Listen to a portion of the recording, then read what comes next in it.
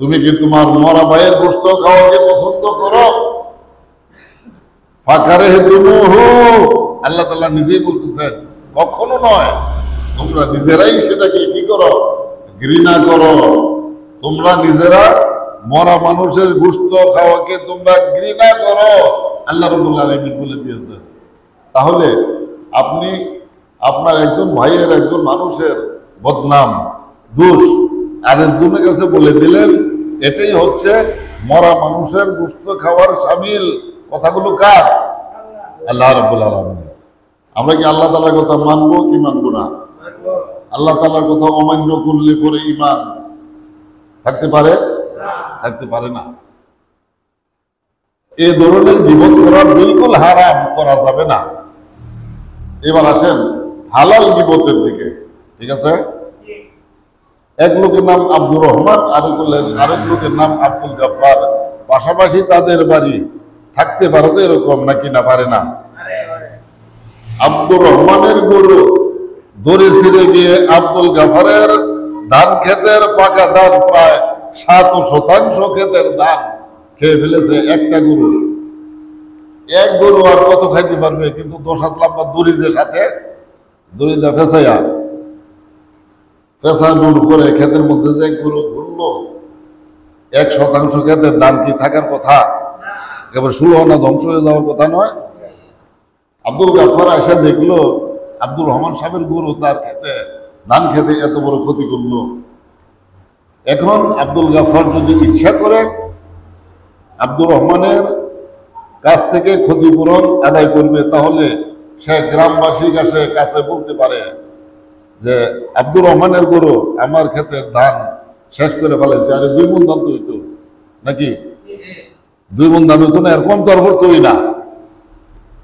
এই ক্ষতিপূরণ আদায়ের জন্য আপনি এই গরুর মালিকের গীবত বলতে পারেন প্রতিবেশীর কাছে, এটা বলা হালাল, এটা জায়েজ আছে, বলতে পারবেন।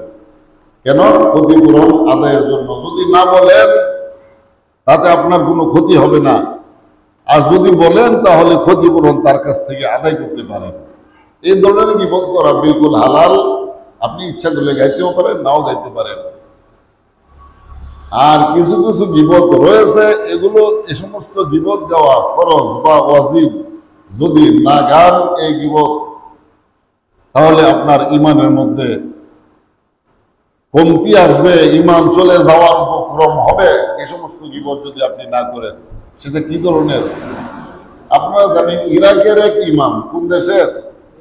ইরাকের একটা প্রদেশের নাম আছে বসরা। প্রদেশের নাম কি? বসরা। ওইখানে বসবাস করতেন এক দরবেশ, নাম হলো হাসান। ওই দরবেশের নাম কি? ইমাম হাসান। তিনি সাইয়েদানা ইমাম মাওলা আলী আলাইহিস সালামের মুরিদ ছিলেন। ইমাম হাসান বসরি রাদিয়াল্লাহু তাআলা মাদ্রাসা পড়াইতেন। তিনি ছাত্রদেরকে দর্শে কুরআন, দর্শে হাদিস, হাদিসের পাঠ, কোরআন শরীফের শিক্ষা এগুলো দিতেছেন। এক পর্যায়ে যায় সেই ইমাম হাসান বসরি রাদিয়াল্লাহু তাআলা আনহুর ছাত্র ওয়াসিল বিন আতা, নাম কি তার? ওয়াসিল বিন আতা। কি নাম তার? ওয়াসিল বিন আতা। সে ইমাম হাসান বসরির মতের সঙ্গে একমত হইতে পারে নাই, দ্বিমত ঘোষণা করলো। সে ইমাম হাসান বসরিকে বাদ দিল, নিজে আরেকটা মাযহাবের প্রতিষ্ঠা করে ফেললো। এইবার যদি আপনি ওয়াসিল বিন আতার গীবত মুসলমানদের কাছে না বলে, তাহলে আপনি গুনাহগার হবেন। ওয়াসিল বিন আতার গীবত কি? গাইতে হবে। তার গীবত গাওয়া ওয়াজিব, তার গীবত গাওয়া কি? ফরজ। ওয়াসিল বিন আতার গীবত গাওয়া ফরজ। সাইয়েদনা ইমাম মাওলা ইমাম হুসাইন আলাইহিস সালামকে যে শহীদ করে ফেললো, সেই দামেস্কের এজিদ, তার গীবত করবেন। যদি তার গীবত না করেন, আপনি গুনাহগার হবেন। এজিদের গীবত করা কি? ওয়াজিব। কেন ওয়াজিব?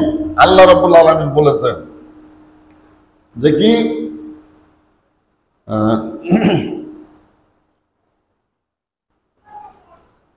আজরান ইল্লাল মাওয়াদ্দাতা ফিল কুরবা, তবে তোমাদের কর্তব্য আমার নিকট আত্মীয়গণকে মহব্বত করা, ভালোবাসা। এটা প্রত্যেক মুমিনের কি? কর্তব্য। তাহলে আল্লাহ রসুল পাকের নিকট আত্মীয়ের মধ্যে ইমাম হাসান ইমাম হুসাইন পড়েন কি পড়েন না? অবশ্যই। তাহলে ইমাম হুসাইনকে মহব্বত করা সকল মুসলমানের জন্য ইমানি দায়িত্ব। এই মহব্বতের পরিবর্তে একদল নামাজি রোজাদার মুসলিম নামদারি লোকদেরকে সঙ্গে নিয়া, তাও সেই দলটা অত্যন্ত ছোট ছিল না, ৮২,০০০ নামাজি লোক তার দলের মধ্যে ছিল। ইমাম হুসাইনকে হত্যা করার দলের মধ্যে ওই ৮২,০০০ মানুষের গীবত করা ওয়াজিব, ৮২,০০০ মানুষের গীবত করা ফরজ। আপনি তাদের গীবত বলতে হবে, এজিদের গীবত বলতে হবে, যদি না বলেন গুনাহগার হবেন। আবু আলী জুব্বাই আরেক ব্যক্তির নাম, কি নাম তার? আবু আলী জুব্বাই। তার গীবত বলতে হবে, সে মুসলমানের ঈমানকে ধ্বংস করতেছে। ইবনে তাইমিয়া, তার গীবত বলতে হবে বিশ্বব্যাপী, প্রত্যেক মুসলমানের কানে পৌঁছায় দিতে হবে ইবনে তাইমিয়া ভালো মানুষ নয়, তার মতবাদ তোমরা কেউ গ্রহণ করবে না। যদি তার গীবত না বলেন গুনাহগার হবেন। নাসিরউদ্দিন আলবানী, তার গীবত বলা প্রত্যেক মুমিনের উপরে ফরজ। ইবনে আব্দুল ওয়াহাব নজদি, তার গীবত বলা প্রত্যেকটা মুসলমানের উপরে কি ফরজ। এদের গীবত বলতে হবে। কেন বলতে হবে? এরা মুসলমানের ঈমানকে ধ্বংস করতেছে, এজন্য এদের গীবত বলতে হবে। এদের গীবত বলা ওয়াজিব, ফরজ।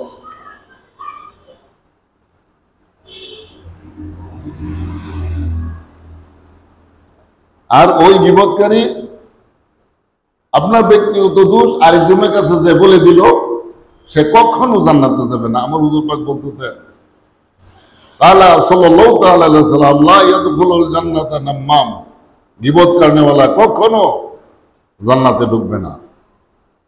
ওয়ামান সাআ ফি মাযালিমিল ইবাদি সাল্লাল্লাহু আলাইহি আল-হাইয়াত ফি কবরিহি ওয়া আফাইয়াল ইযাম। আর যে ব্যক্তি জালিমদেরকে সহযোগিতা করলো, মজলুমের উপর যাকে নির্যাতন করা হলো তার বিপক্ষে জালিমের পক্ষ অবলম্বন করলো। আসলে এরকম মানুষ দুনিয়াতে? মানুষের উপরে মানুষ জুলুম করে, নির্যাতন করে, অত্যাচার করে। যাকে অত্যাচার করা হলো তার বিপক্ষ যদি কেউ অবলম্বন করে, আর যে জুলুম করলো, নির্যাতন করলো, তার পক্ষ যদি কেউ গ্রহণ করে, সাল্লাল্লাহু আলাইহি আল-হাইয়াত, আল্লাহ রাব্বুল আলামিন তার কবরের মধ্যে বিষধর সাপ ঢুকায় দিবেন। ওয়া আফাইয়াল ইযাম, যে সাপ তাকে বারবার দংশন করতে থাকবে, তাকে এই কবরের মধ্যে কষ্ট দিতেই থাকবে। এমন ব্যক্তিকে, যে লোক নির্যাতিত ব্যক্তির বিপক্ষে গেল, নির্যাতনকারীর পক্ষ অবলম্বন করলো, তাকে আল্লাহ রাব্বুল আলামিন এই শাস্তি দিবেন। ওমান আনা যালিমান আলা মাজলুমিন, এবং নির্যাতনকারী ব্যক্তিকে যদি কেউ সাহায্য করলো, বলে ওলাও বেশাত্রে কারমাতিন, ছোট্ট একটা কথার দ্বারা যদি কেউ নির্যাতনকারীকে সাহায্য করলো, ফাকাদ বাআ বিগাযাবিন মিনাল্লাহি তাআলা, অবশ্যই এই লোকটা আল্লাহ রাব্বুল আলামিনের গজবের মধ্যে নিমজ্জিত থাকবে। বেশাত্রে কালেমাতিন, আমার হুজুর পাক সাল্লাল্লাহু আলাইহি ওয়াসাল্লাম বাণী এরকম ছোট্ট একটা কথা, কালেমার তো কথা, সাধারণ অর্থ ছোট, ছোট একটি কথার দ্বারাও যদি নির্যাতনকারীকে কেউ সহযোগিতা করলো, ফাকাদ বাআ, অবশ্যই আল্লাহ সুবহানাহু ওয়া তাআলা তাকে নিজের গজবের মধ্যে নিমজ্জিত করে রাখবেন। বাআ বিগাযাবিন মিনাল্লাহি তাআলা, আল্লাহর গজবে সে নিমজ্জিত হবে।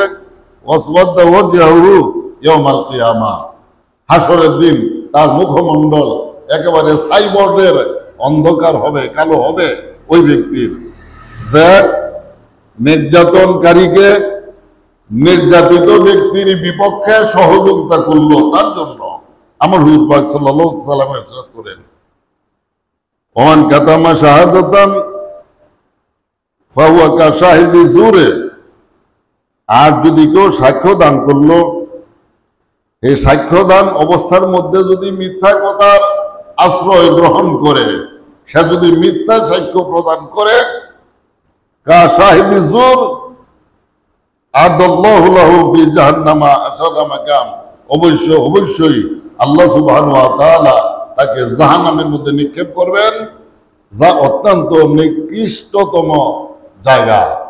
সেই জাহান্নামের মধ্যে তাকে ফেলা হবে যে লোক মিথ্যা সাক্ষ্য প্রদান করলো।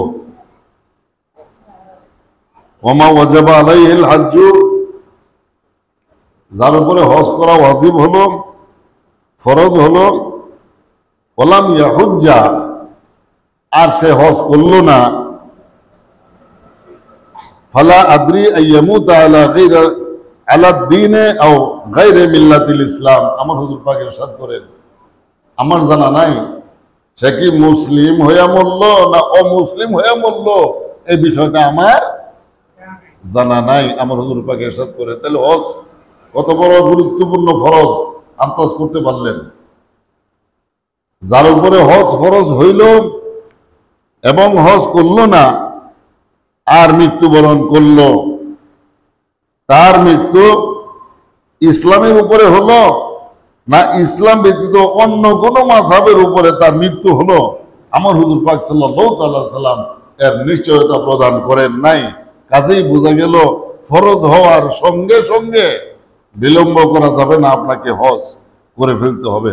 ওয়াকালা সাল্লাল্লাহু তাআলা আলাইহি ওয়াসাল্লাম, এই প্রসঙ্গে আমার হুজুর পাক সাল্লাল্লাহু তাআলা সাল্লাম আরো ইরশাদ করেন, মান আইসারা ওয়ালাম ইয়াহুজ্জা ওয়া মাতা আলা যালিকা ফাহুয়া ফিন নারি যাতিল ওয়াহশাতি ওয়া যাল্লাম। যার উপরে হজ ফরজ হলো ওয়ালাম ইয়াহুজ্জা, এবং সে হজ করলো না, ওয়া মাতা আলা যালিকা, হজ না করেই সে মৃত্যুবরণ করলো, ফাহুয়া ফিন নারি, সে জাহান্নামী হবে। নিঃসন্দেহে সে লোক জাহান্নামী হবে।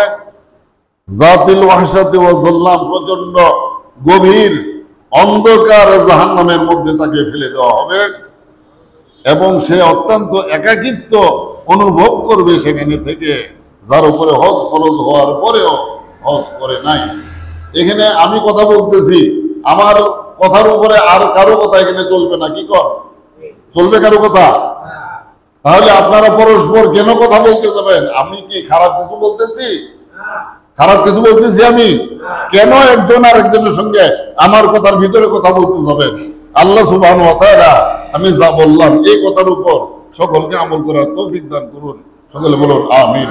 যারা পরে আসছেন সুন্নত করেন।